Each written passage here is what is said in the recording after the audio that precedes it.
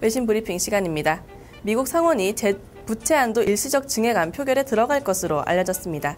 지난주 하원 통과에 이어 상원에서도 순조롭게 통과될 것으로 전망되고 있는데요. 이 소식 마켓워치 통해서 확인해 보겠습니다. 현지 시간으로 31일 마켓워치는 이날 미국 상원이 정부의 부채 상한선을 일시적으로 늘리는 방안을 표결에 붙일 것이라고 전했습니다. 오는 5월 19일까지 부채 한도를 3개월간 한시적으로 연장하는 법안에 상원이 동의할 경우 오바마 대통령의 사인만을 남겨놓게 됩니다. 이날 표결에 붙여지는 법안에는 오는 4월까지 예산안을 처리하는 내용도 포함되어 있는데요.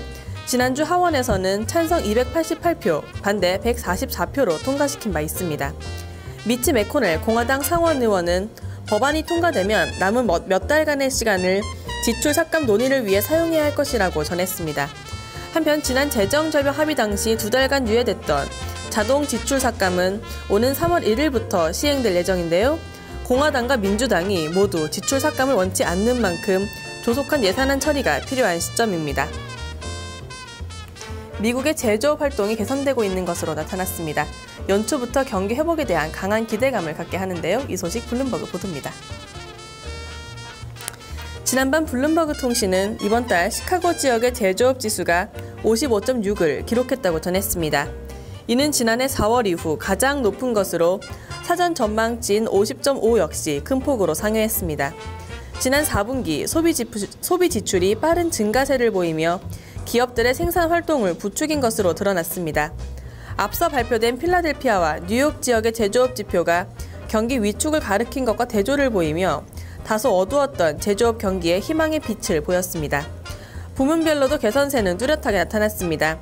신규 주문은 58.2로 작년 6월 이후 최고치를 기록했으며 생산지수는 전달 52.4에서 60.9로 고용지수는 46.8에서 58로 급등했습니다.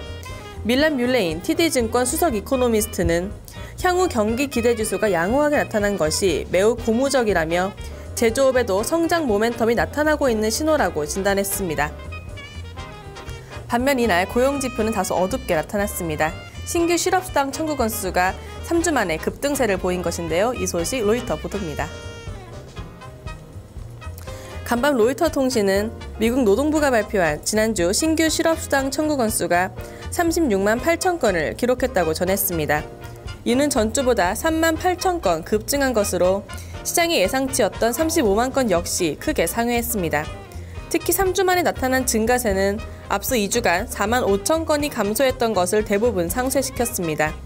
다만 2주의 실업수당 청구 증가는 연말에 늘어났던 임시직 수요가 해소되는 계절적 요인에 따른 것이라며 크게 걱정할 필요가 없다는 분석이 다수를 이뤘습니다.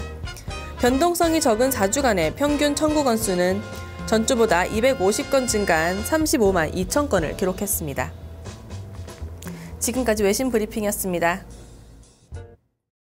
네, 해외 시장을 움직인 재료들 꼼꼼하게 살펴보시고 오셨습니다. 저희는 토마토 모닝쇼 2부로 돌아오도록 하겠습니다.